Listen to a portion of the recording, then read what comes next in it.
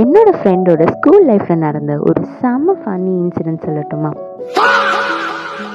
அவள் 8th standard படிக்கிறப்போ ஒரு நாள் மேம் வந்து, நாளைக்கு இந்த கொஷின்ஸ்லாம் இம்பார்ட்டன்ட், இதெல்லாம் நல்லா படிச்சுட்டு வாங்க அப்படி சொல்லியிருக்காங்க. ஆனால் என் ஃப்ரெண்ட் என்ன பண்ணியிருக்கா தெரியுமா?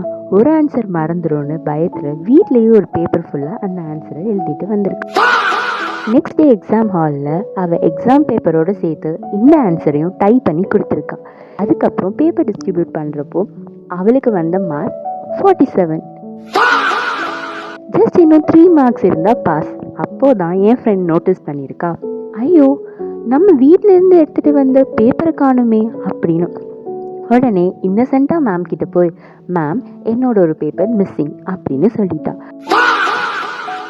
மேம் நீ ஸ்டாஃப் ரூம் வாமா அப்படின்னு கூட்டிகிட்டு போயிருக்காங்க. கூட்டிகிட்டு போயிட்டு மேம் செம்ம திட்டா, பேரண்ட்ஸ் கால் பண்ணவா, ஏன் இந்த மாதிரிலாம் பிஹேவ் பண்ணுற அப்படின்னு சொல்லி செம்மையாக திட்டியிருக்காங்க.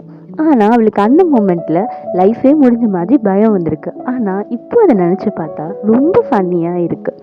இந்த மாதிரி உங்கள் காலேஜ் ஆர் ஸ்கூல் லைஃப்பில் இப்படி ஏதாவது நடந்துருந்துச்சுன்னா கமெண்ட்டில் ஷேர் பண்ணுங்கள்.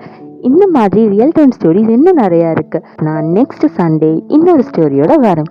Stay tune. பை.